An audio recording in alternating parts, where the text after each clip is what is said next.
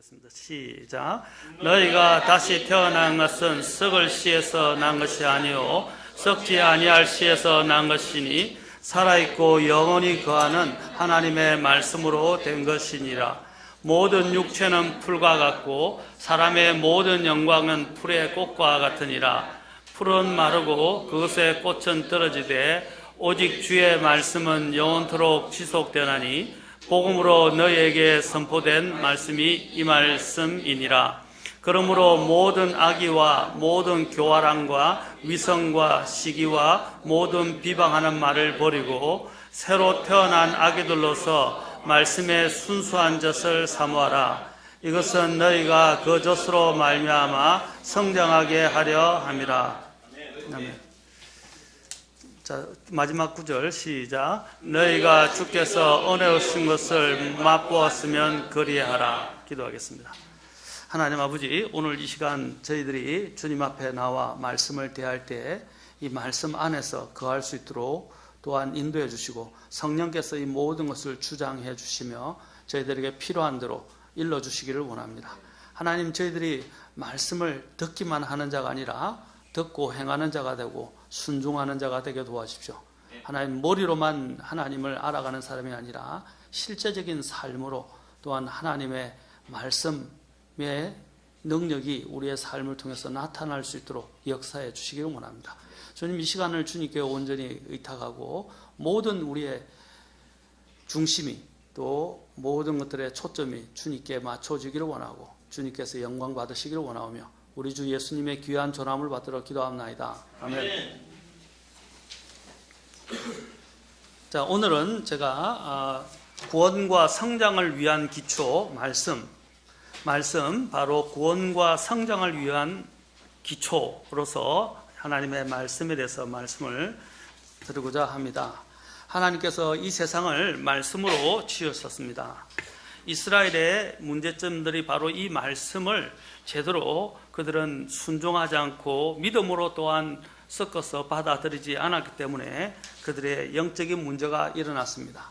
마귀가 인간을 시험할 때도 제일 먼저 말씀을 의심하게 함으로써 그들은 최초의 인간이었던 아담과 이브를 그들은 유혹했고 그 다음에 속였습니다. 그리고 타락하게 만들었습니다. 또한 더 나아가서 이제 우리가 예수님을 광야에서 시험할 때도 마귀가 말씀을 가지고 왔었다라고 말씀드렸습니다.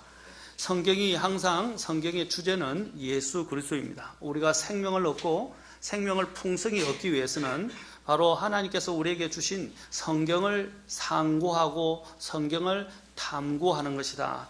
우리는 성경을 떠나서 우리의 믿음을 생각하고 또 우리 주 예수 그리스도를 알아가고 예수 그리스도를 또 믿는다고 이야기할 수가 없습니다. 많은 사람들이 성경 없이 그냥 듣는 것에 그치거나 누가 풍우를 읊은 것과 같이 그냥 서술을 하고 많은 사람들이 그냥 형용한 또 주관적인 간정이나 또 그들이 말하는 말에만 귀를 기울이고 예수님을 그들이 알아간다라고 생각하는 것은 그것은 큰 착각이며 오만입니다. 우리가 예수님을 객관적으로 제대로 믿음 안에서 만나고 알려고 그런다면 성경을 공부해야 됩니다. 성경을 읽어야 됩니다. 성경을 탐구해야 됩니다. 요한복음 5장에서 예수님께서 너희가 영원한 생명을 얻고자 성경을 탐구하거니와 그렇죠? 성경을 탐구해야 돼요. 그 성경이 뭐라고 그랬어요? 그 성경은 영원한 생명을 얻고자 해서 성경을 탐구하는데 그 성경은 바로 나에 대해서 증언하고 있다고 주님께서 말씀하셨어요. 바로 우리가 그 성경을 제대로 공부한다면 지식적인 것뿐 아니라 그 안에 인격적인 예수님을 만나게 된다는 것입니다. 마이크가 조금씩 울리는데 조금만 낮춰주세요. 자, 그러면 이제 우리가 여기서 오늘 말씀을 통해서 우리가 배울 수 있는 것은 먼저 성경은 우리에게 구원에 이르게 하는 지혜가 있다고 했습니다. 지난 시간에 제가 말씀을 드렸지만 조금 더 보충을 해서 말씀을 드리겠습니다. 오늘 읽었던 그 본문의 1장 베드로전서 1장 9절에 가면 이렇게 말씀이 기록되어 있습니다. 이는 너희 믿음의 결말 곧 너희 혼의 구원을 받았기 때문이라. 너무 줄인 것 같아요. 이 혼의 구원에 관하여는 너에게 이 말 은혜에 대하여 대언한 대언자들이 부지런히 조사하고 탐구하되. 자, 이 말 은혜에 대해서 대언자들이 바로 대언서를 우리에게 주었습니다. 그 대언자들이 또 뭐라고 그랬어요? 부지런히 조사하고 탐구했다. 뭘 탐구한 거예요? 하나님 성경 기록을, 하나님이 주신 말씀을 탐구한 것입니다. 자기들 안에 계신 그리스도의 영께서 그리스도의 고난과 그 뒤에 있을 영광을 미리 정언해 주실 때에 그 영께서 무엇을 혹은 어느 때를 표적으로 보여주셨는지 탐구하였느니라. 그들이 자기를 위해서 그것들을 수행하지 아니하고 우리를 위해 수행함이 그들에게 계시되었는데, 계시라는 것이 바로 성경이 그들에게 하나님께서 대언자들을 통해서 그들에게 주셨다는 뜻이에요. 자, 그것들은 곧 복음을 선포한 자들이 하늘에서 보내신 성령님과 더불어 이제 너희에게 전한 것이요, 전해졌다고 말하고 있습니다. 그리고 천사들도 살펴보기를 갈망하는 것이라.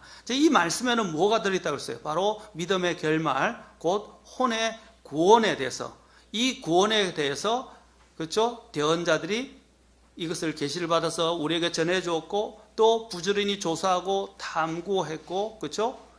자, 그 다음에 그 그리스도와 관련해서 영께서 무엇을, 어느 때를 표적으로 보여주신지 그들이 탐구했다고 말하고 있습니다.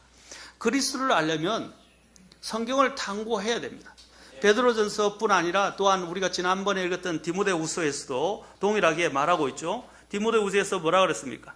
어린아이 때부터 너가 성경 기록을 알았다라고 사도 바울이 디모데에게 말했습니다. 어린아이 때부터 성경 기록을 알았는데 그 기록은 너를 능히 지혜롭게 하여 그리스도 예수님 안에 믿음을 통해 구원에 이르도록 해준다라고 했어요. 자, 구원의 삼중석에 대해서도 지난번에 말씀드렸습니다. 여러분, 제발 이런 신앙생활, 종교적인 신앙생활, 구원받았다고 하는 데서 거치는 신앙생활에서 거치면 안 돼요. 구원은 출발이지, 구원이 전부가 아니에요. 우리가 영원한 멸망으로부터 구원받은, 예수님을 믿어서 구원받은 것은 이제 믿음 생활의 시작입니다. 그 시작에서 사람들이 성장을 멈춰버리고 거기서 거쳐버리면 안 되는 거예요. 가장 먼저 구원을 받아야 돼요.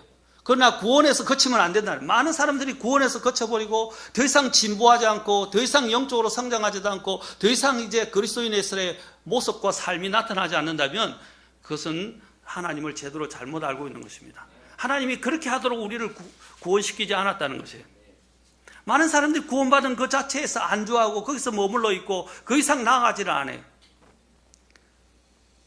여러분, 구원받은 것만 가지고 내가 구원받았다고 착각하지 마십시오.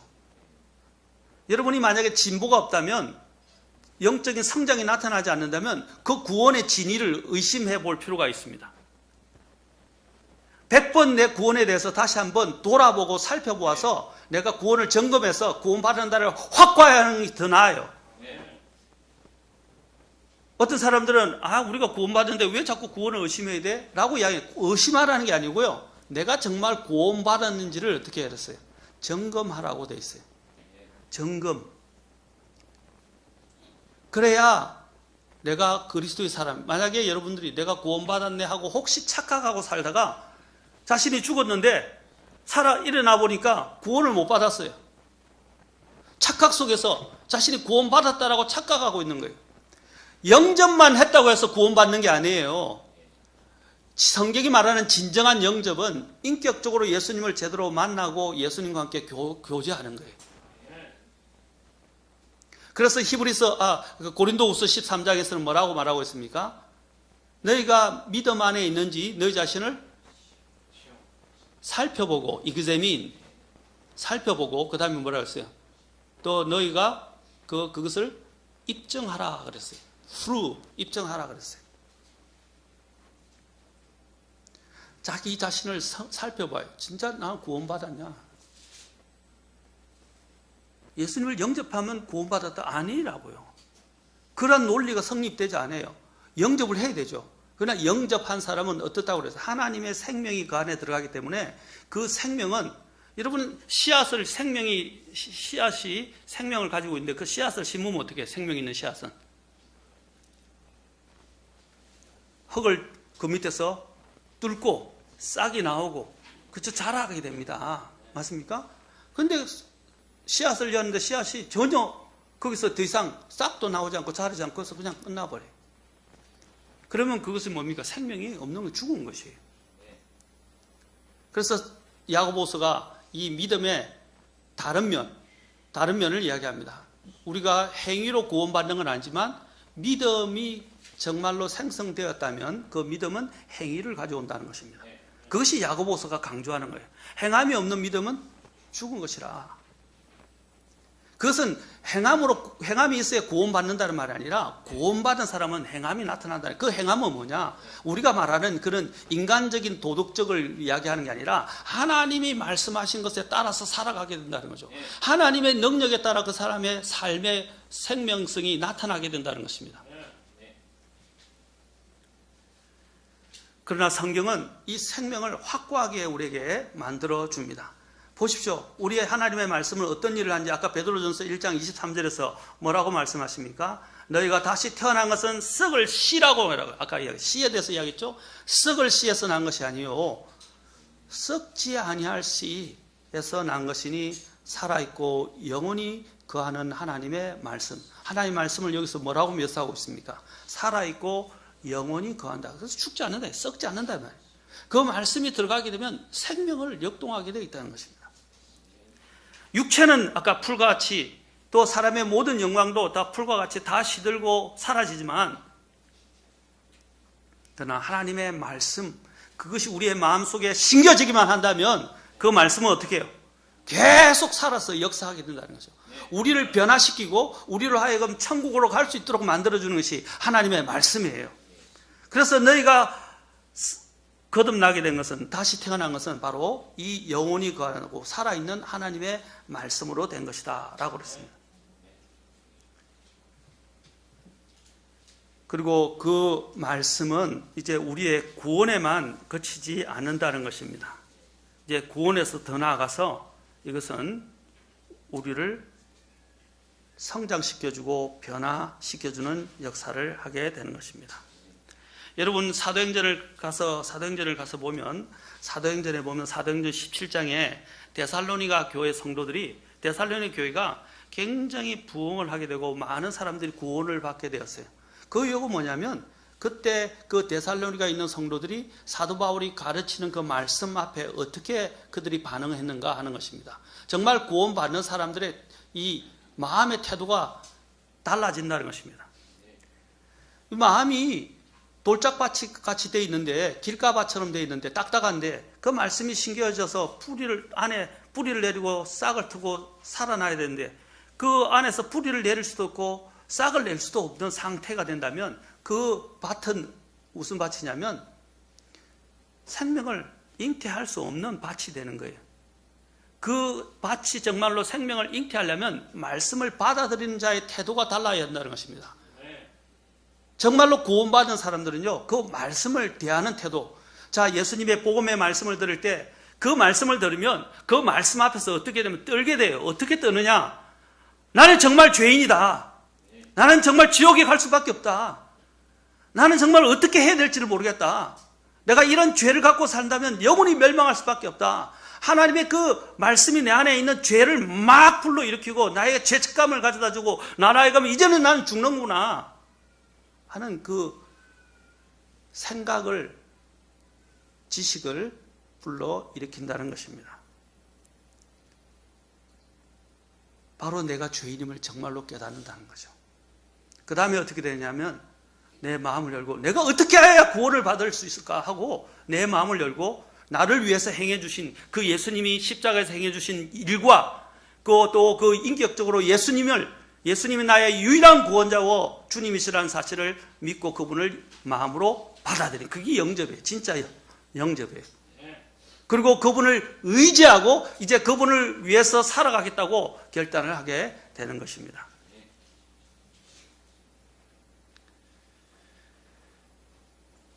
그래서 데살로니가 교회 성도들은 어떻게 했습니까? 이렇게 말하고 있습니다. 그들은 이제 특히 베레아에 있는 사람들에 대해서 이렇게 이야기합니다.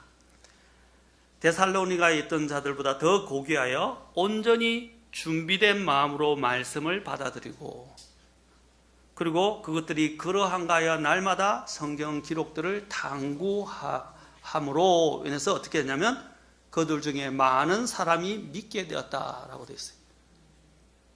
그들이 믿게 된 이유가 뭐였어요? 온전히 준비된 마음으로 말씀을 받아들였다. 그리고 날마다 성경이 그런가 하여 뭘 탐구했다고요? 사도 바울이 그냥 전하는 말뿐 아니라 그가 말씀이 정말 성경 기록대로 되어 있는지 성경 기록들을 탐구했다라고 말하고 있어요. 우리가 돌아가야 할 것은 어디입니까? 성경으로 가야 돼요. 또 사도 바울이 그래서 복음을 선포하러 다닌 거예요. 사람을 구원하는 것은 사람의 말에 능력이 있지 않아요. 성령님의 권능과 실정이 있다고 그러는데 그 성령님이 그 하나님의 말씀을 통해서 역사하는 거예요.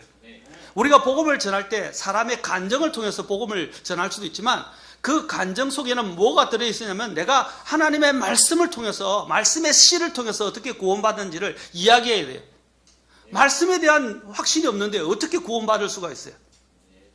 아까 말씀드렸죠. 썩을 씨에서 난 것이 아니고 썩지 아니할 영원히 항상 있는 하나님의 말씀에서 구원받았다고 되어 있어요.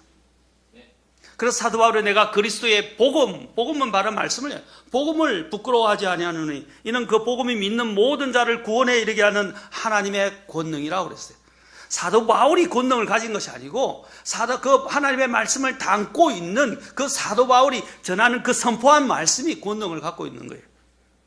아까도 말했어요. 영감이라는 것은 영감을 기록하는 사람에게 영감이 있는 게 아니라 그 영감을 받아서 기록한 그 글 자체에 영감이 있다고 그랬어요. 영감은 뭐라 했어요? 하나님의 생명의 호흡, 생명의 권능이 그 안에 담겨 있다는 거예요.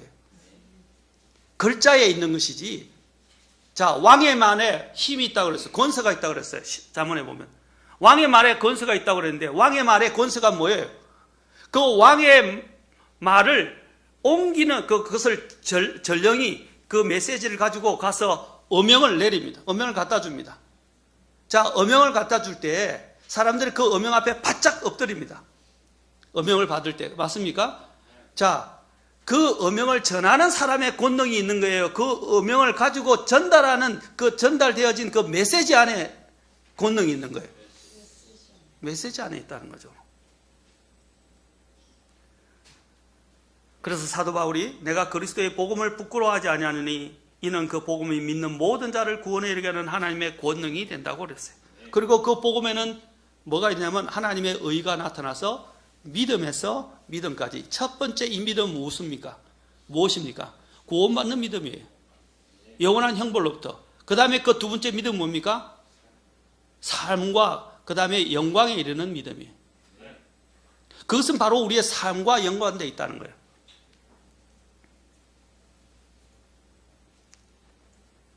자, 우리가 또 중요하게 하는 것은 여러분 하박국의 2장에 있는 말씀을 사도 바울이 로마서, 갈라디아서, 그 다음에 히브리서에서 3번 인용합니다. 어떤 말이냐면 의인은 믿음으로 말미암아 살리라.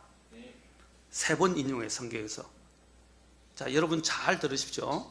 왜 3번 인용했냐면 로마서는 의인이라는 데서 칭의 이신득이라고 합니다. 믿음으로 해서 의롭게 된다는 그 칭의 의에 대해서 강조를 해요. 그래서 의인에 대해서 강조를 합니다.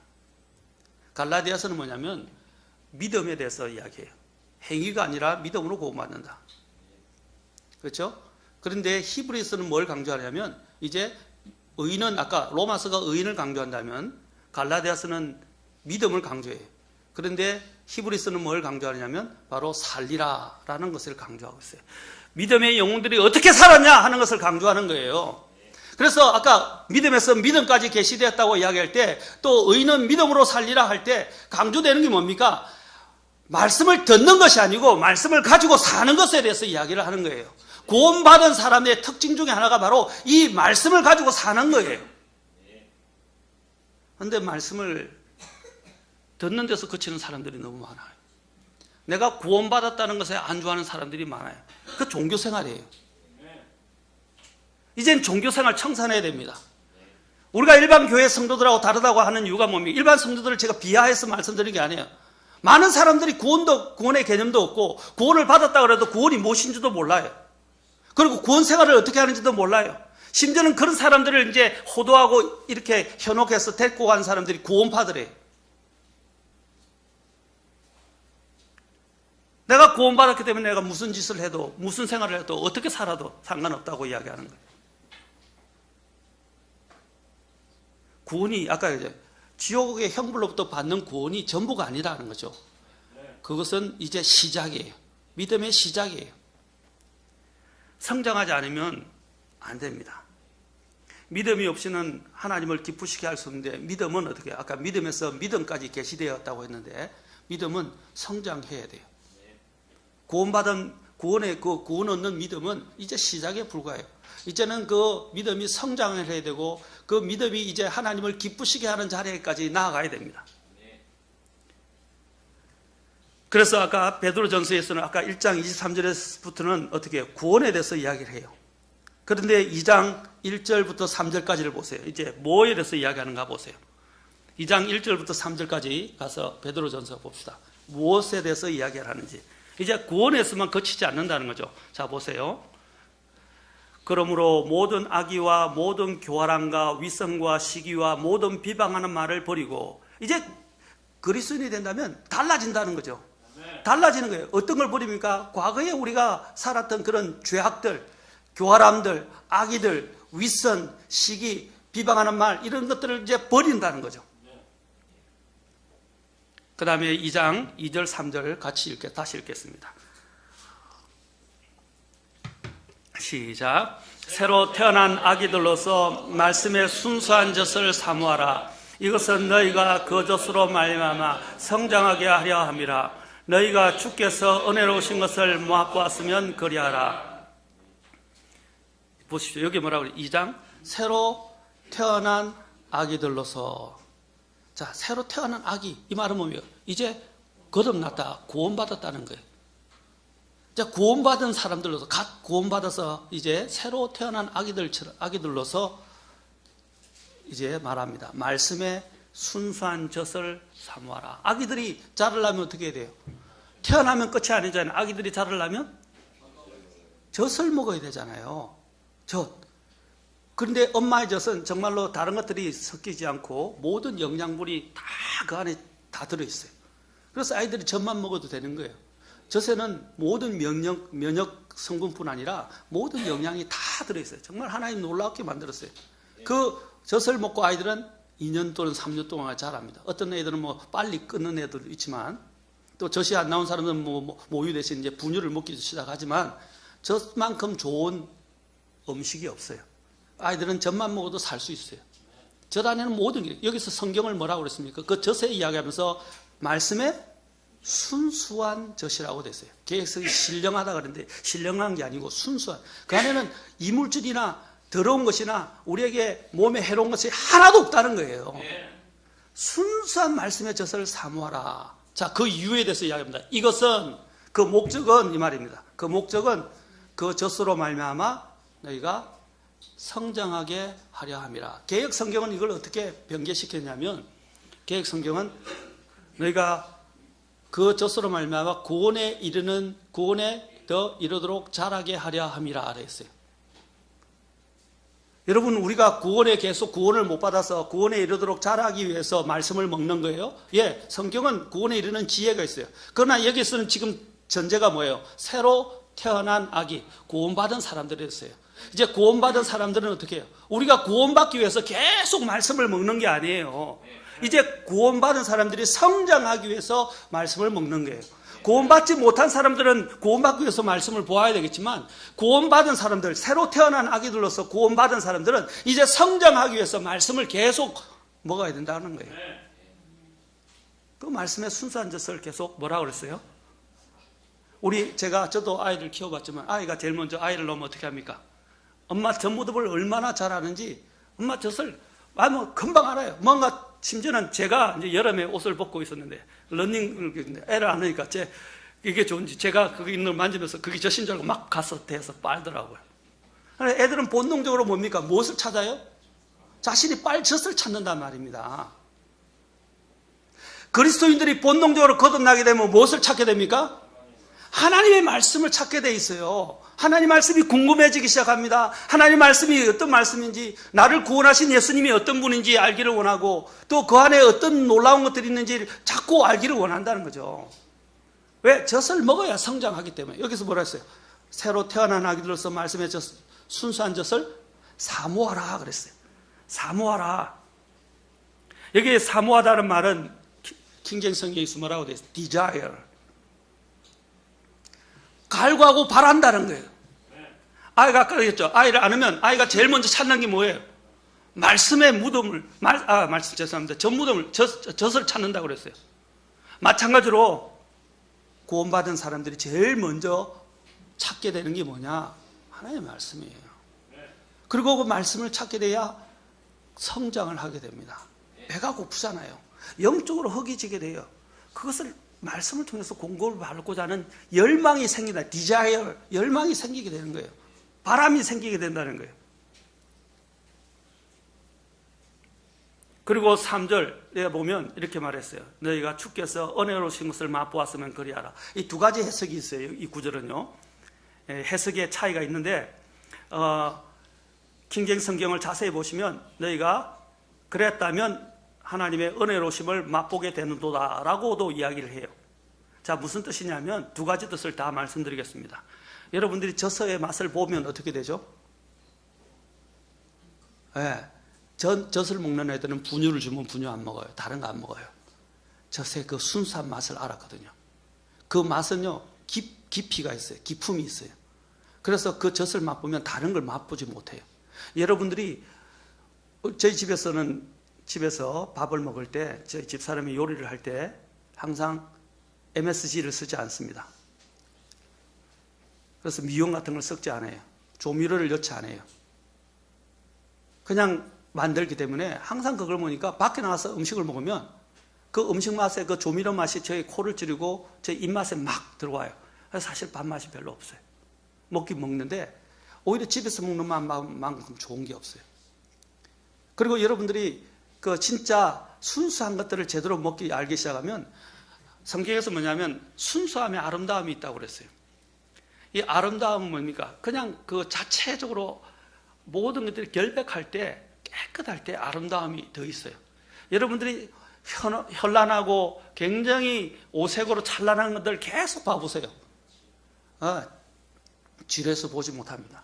왜 요즘 인테리어 할 때 단색으로 많이 꾸밉니까? 단색으로 꾸민 이유는 지루하지 않기 위해서예요. 계속 봐도 깨끗하게 느껴져요. 그런데 막 휘황찬란하면요, 나중에는 보다가 질려가지고 더 이상 보고 싶어지지 않아요. 마찬가지입니다. 하나님의 그 말씀 자체에 여러분이 맛을 보게 되면, 그 은혜로운 맛을 보게 되면 더 이상 어떻게 해요? 다른 걸 찾지 않게 되고 그것을 찾게 돼요. 여기서 그래서 말씀하신 주께서 은혜로우신 것을 맛보았으면 그리하라. 그 말씀을 계속 찾는다 이 말입니다. 여러분이 이 말씀을 시편에서 뭐라고 그랬어? 시편에서 뭐라고 그랬어? 내가 본 그 말씀은 정금보다, 금보다도 더, 꿀보다도 더, 정금보다 더 뛰어나고 꿀보다 더 달다라고 그랬어요. 꿀보다 더 달다. 그 말씀의 달콤함을 한번 배워보십시오. 처음에는 모르죠. 그냥 전만 배가 고프니까 빨아요. 근데 그 빠는데 그 순수함의 그 맛을 여러분이 이제 알게 되면 그것이 바로 은혜예요. 은혜의 맛을 알기 시작하면 이제는 그 외에는 다른 걸 먹을 수가 없게 돼요. 여러분, 잡다한 다른 책이나 정보를 보는 것보다 가장 중요한 것은, 초신자들이 알아야 할 것은 다른 쓰레기 같은 것이나 아니면 다른 여러 가지 잡다한 불순물들이 섞여 있는 정보가 아니라, 주석이 아니라 성경이에요. 성경을 읽어야 돼요. 그래서 여러분 구원받은 사람들이라면 성경을 읽으셔야 돼요. 그리고 성경을 공부하셔야 돼요. 성경을 탐구하셔야 돼요. 성경을 읽지 않으면서 나는 정상적인 그리스도인이라고 치부하거나 말해서는 안 됩니다. 그리스도인들은요, 오늘 아침에 성경 공부할 때 그리스도인이라는 말이 사도행전 11장에서 처음으로 나온 걸 보게 되는데, 그리스도인이라는 말은 누구에게 붙여졌냐면 제자들에게 붙여졌어요. 하나님을 사랑하고 말씀을 듣는 제자들에게 그리스도인이라는 단어가 붙여졌어요. 안디옥 교회 성도들. 그들은 어떤 사람인가? 하나님의 말씀에 신실했거든요.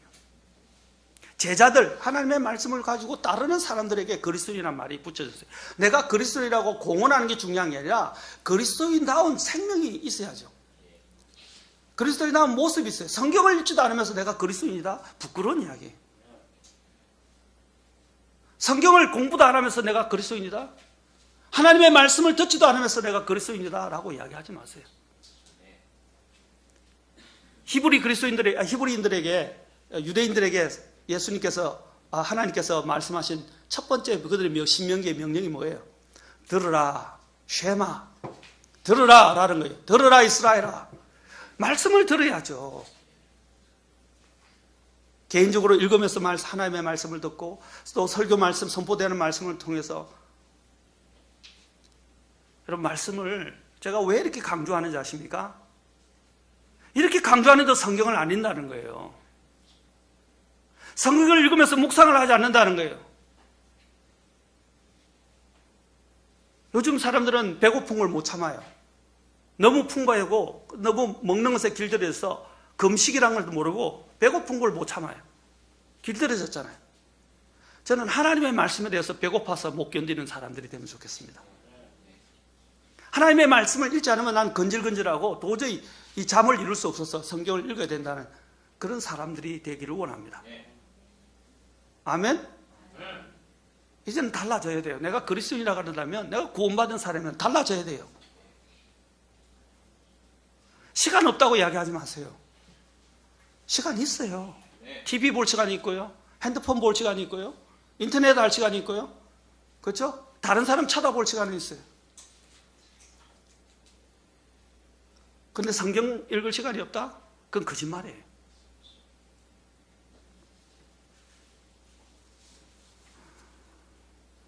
시간은 있는데 내가 그 시간을 활용하지 않는 거예요. 사랑하는 성도 여러분, 여러분이 잘하기를 원합니까? 내가 믿음의 성장을 원하고 이제 하나님이 주신 것들의 그 신비를 깨닫고 또 하나님이 주시는 놀라운 것들을 깨닫고 또 하나님이 나에게 주시는 비전을 깨닫고 하나님의 뜻을 깨닫기를 원하십니까? 성경을 읽으세요. 그리고 성경을 묵상하세요.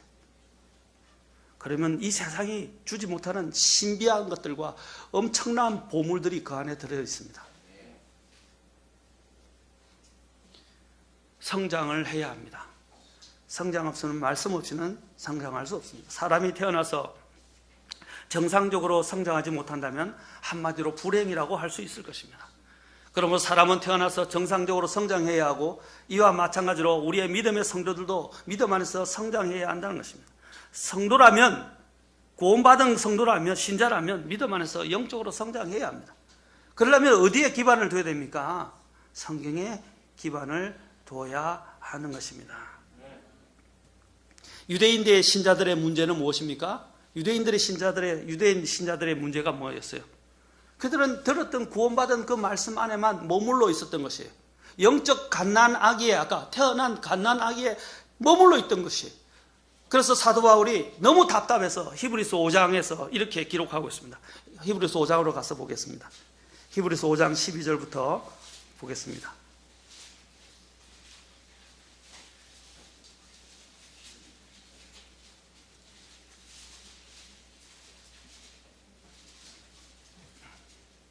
이 5장 12절부터 14절까지 시작. 시간으로 보건대 너희가 마땅히 가르치는 자가 되었어야 할 터이나 하나님의 말씀들의 첫째 기초 원리들을 남에게 다시 가르침을 받아야 할 필요가 너희에게 있나니 너희가 단단한 음식이 아니라 젖을 필요로 하는 자가 되었도다. 젖을 사용하는 자마다 갓난아이이므로 의의 말씀에 능숙하지 못하느니라. 그러나 단단한 음식은 장성한 자들에게 속하나니 그들은 그것을 사용하여 자기 감각들을 단련시킴으로 선악을 분별하느니라. 여러분들이 이제 신앙생활한 지 꽤 됐는데도 불구하고 계속적으로 영적 갓난아이에 머물러 있고 젖만 먹으면 되겠어요? 여러분 젖만 먹으면 되냐고요? 예? 젖이 나오는데도 한도가 있죠. 엄마 젖도 이제 뗄 때가 됐는데도 젖을 못 떼가지고 초등학교 들어갔는데 중학교 들어갔는데 엄마 젖을 찾고 젖을 빨려고 하면 되겠어요? 그 얼마나 유치한 모습입니까? 얼마나 부끄러운 모습이에요. 부모도 창피해야 할 거예요. 얘가 밥을 먹어야 되는데 밥을 안 먹고 계속 엄마 젖만 찾고 있어요. 초등학교가 들어갔는데도. 엄마가 속상할 뿐 아니라 걱정이 될 거예요. 얘가 비정상적인가? 이제 초등학교 가면 밥 먹어야 되잖아요.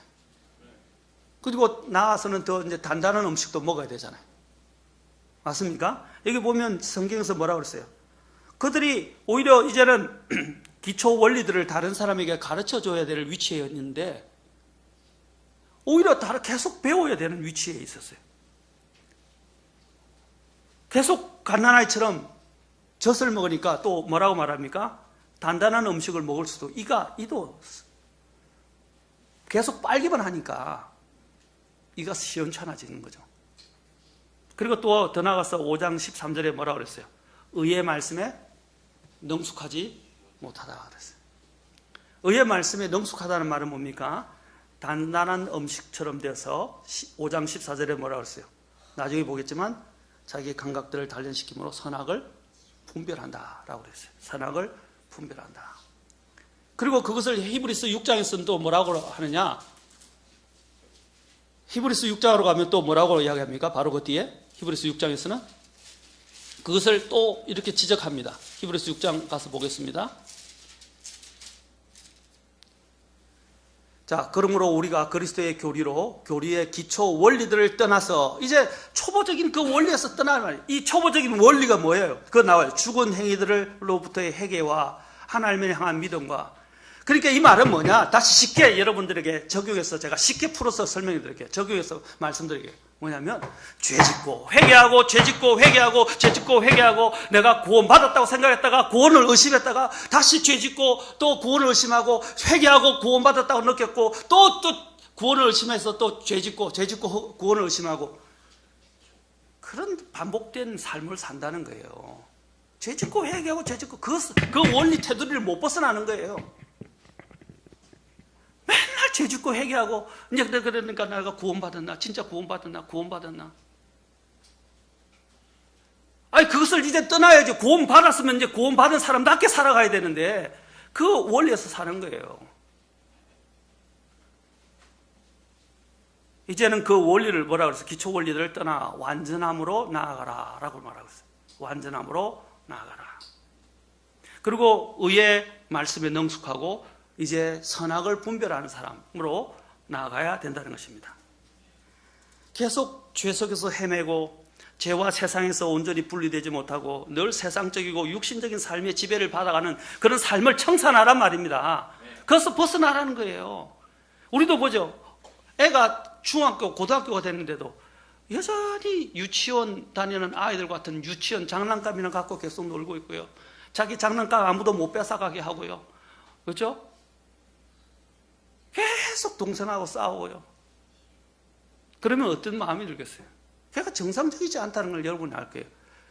애가 고등학교가 되고 대학생이 됐는데도 돼야 되는 나이는 아까 여기 그들이 나이로 볼 때는 다른 사람을 가르쳐야 될 나이가 됐는데 비정상적인 형태에 머물러 있는 거예요. 우리 자식이 그렇다면 여러분들 마음이 미어질 거예요. 그런데 하나님의 마음은 어떠시겠어요? 하나님도 그 그리스도인들이 자라지 않고 그 상태에 머물러 있는 모습을 보면 하나님의 마음이 미어질 거예요. 내가 너를 구원시킨 목적이 있는데 그 목적에 부합하게 살아가고 걸어가지 못하고 그냥 태어난 그 자체에 머물러 있고 성장하지 않는다면 어떻게 되겠냐는 거죠. 어떤 사람들은 자기가 안다고 생각해요. 말씀드리지도 않고 생활도 안 하면서 자기가 안다고 생각해요. 그거 얼마나 교만해요. 그런 교만한 사람들이 많아요.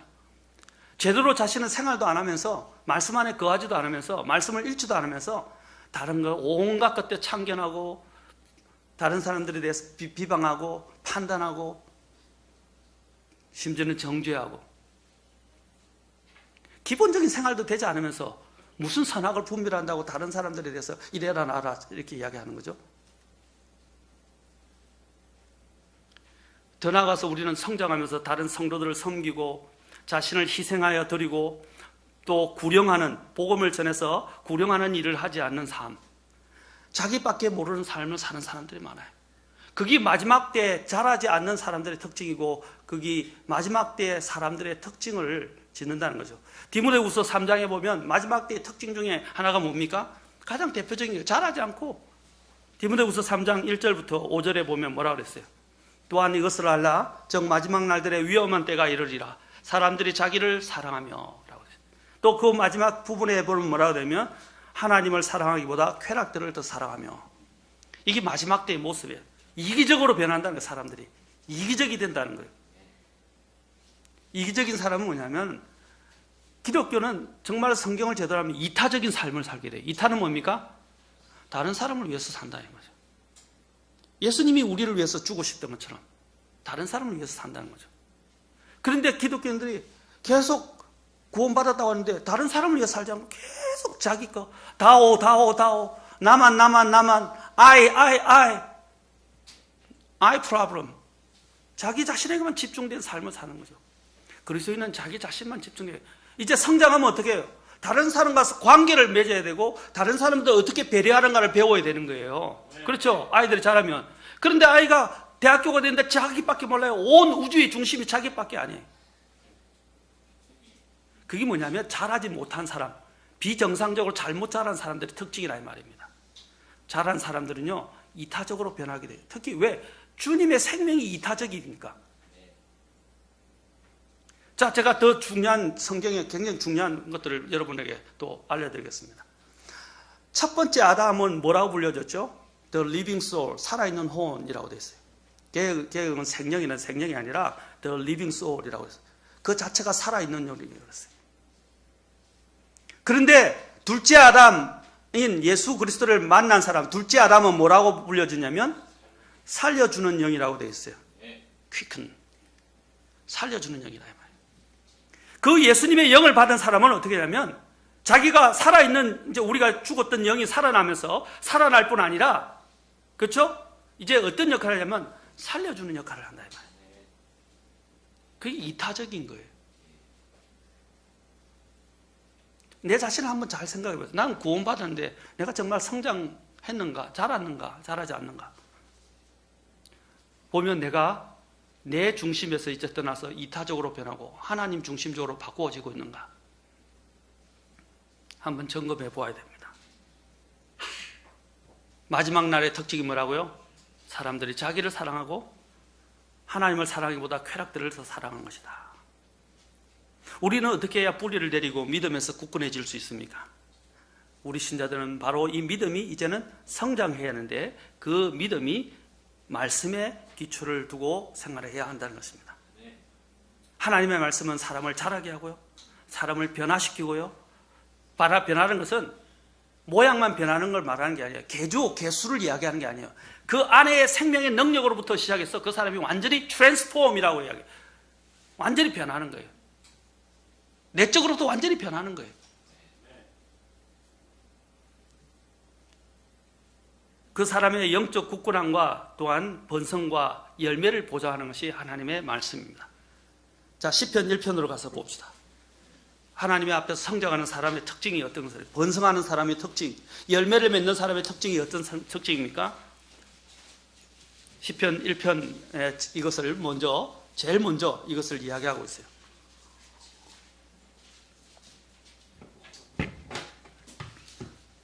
킹제임스 성경에서는 뭐라고 제일 먼저 나오면 Blessed is man. 복이 있나니 이런 사람이로다 이렇게 되어 있어요.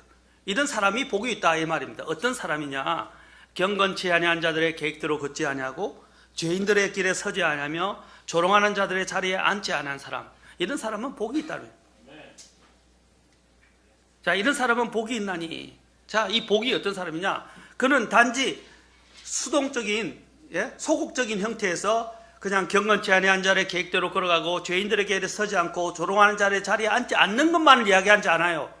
진짜 복 있는 사람은 어떻게 합니까? 2절 보세요. 2절 같이 2절 3절 같이 읽겠습니다. 시작. 그는 주의 율법을 기뻐하며 그분의 율법을 밤낮으로 묵상하는도다. 그는 물 있는 강가에 심은 나무 곧 제철의 열매를 맺는 나무 같으며 그의 잎사귀 또한 시들지 아니하리로다. 그가 하는 것은 무엇이든지 형통하니라. 오순절 은사주의 교회가 얘기하는 것처럼 성공이나 물질적 번영과 축복을 말하는 게 아니에요. 형통을 말하는 게 아니에요. 그의 삶이 삶이 풍성해진다는 거예요. 주님이 오신 목적이 뭐였어요? 내가 온 것은 양으로 생명을 얻게 하고 더 풍성히 얻게 하려 함이라고 요한복음 10장 10절에서 말씀하셨어요. 풍성한 삶, 주님이 우리에게 원래 목적하신 그 풍성하고 선한 삶을 살게 된다는 거죠. 그 사람은 어떤 사람이에요? 하나님의 율법을 기뻐한다. 그리고 밤낮으로 그것을 묵상한다. 그 사람은 성장할 수밖에 없어요. 그 사람의 특징을 3절에서 이야기해요. 뭐라고 말합니까? 물가에 심은 나무처럼 어때요? 뿌리가 확 깊이, 물가에 있으니까 뿌리가 더 깊이 내려가잖아요. 그렇죠? 뿌리가 뻗어요. 그리고 뿌리가 뻗으니까 어떻게 해요? 비바람이 와도 흔들리지 않아요. 그리고 그 뿌리에서 수많은 영양분을 더 끌어들이게 되니까 어떻게 해요?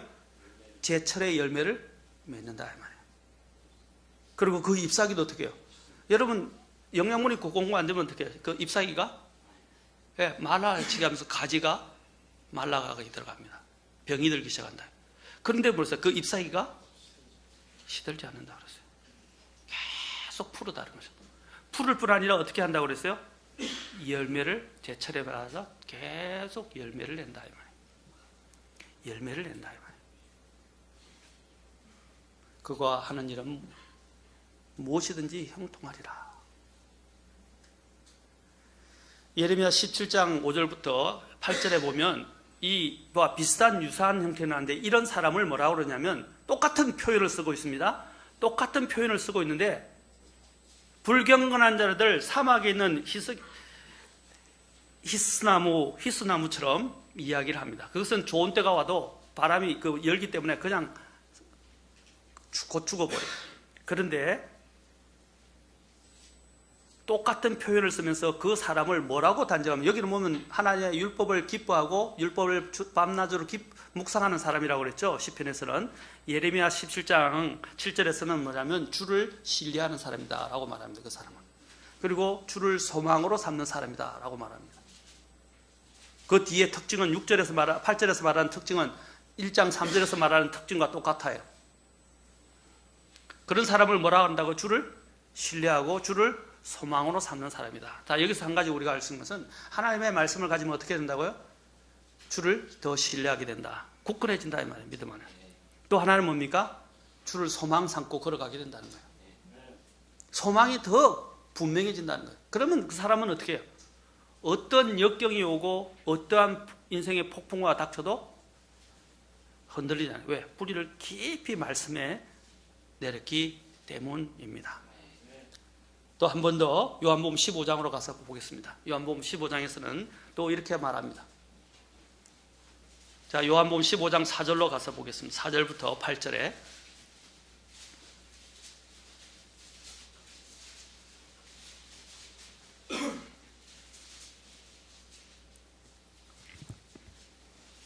자, 제가 읽겠습니다. 시간. 내 안에 거하라 나도 너희 안에 거하리라. 가지가 포도나무 안에 거하지 아니하면 스스로 열매를 맺을 수 없는 같이. 지금 주님이 여기서 계속 열매를 강조합니다. 열매를 잘 보세요. 스스로 열매를 없는 같이 너희도 내 안에 거하지 아니하면 더 이상 열매를 맺을 수 없느니라. 나는 포도나무여 너희는 가지니라. 사람이 내 안에 거하고 내가 그 안에 거하면 바로 그 사람은 많은 열매를 맺나니. 주님과의 관계를 이야기하죠. 자, 나 없이는 너희가 아무것도 할 수 없느니라. 그러면서 잘 보세요. 이제 7절 보세요. 너희가 내 안에 거하고 이제 뭐라고 말했어요? 내가 앞에는 내가 그랬어요. 내가 그 안에 거한다고 그랬는데 그 뒤에는 내 말들이 너희 안에 거하면 너희가 원하는 바를 구하라. 그러면 그것이 너희에게 이루어져요. 기도 응답에 대해서 이야기하죠. 8절에는 또 열매에 대해서 이야기합니다. 자, 같이 읽겠습니다. 시작. 너희가 열매를 많이 맺는 것 이것으로 내 아버지께서 영광을 받으시나니 이로써 너희가 내 제자가 되리라. 자, 주님이 거하는 게 뭡니까? 주님이 거하고 주님과의 관계가 돈독해지려면 뭐라고? 주님의 말씀이 내 안에 거하는 것이다. 말씀이. 거한다는 것은 그냥 말씀을 담아두는 것이 아니라 그 말씀이 소처럼 담아줘서 되새김질을 하는 거예요. 늘 내 삶 속에서 되새김질을 하는 거예요. 그러면 여러분들은 주의 은혜로우심을 어떻게 계속 맛보게 됩니다. 한번 맛보세요. 다른 거 안 찾습니다. 다른 거 안 찾아요.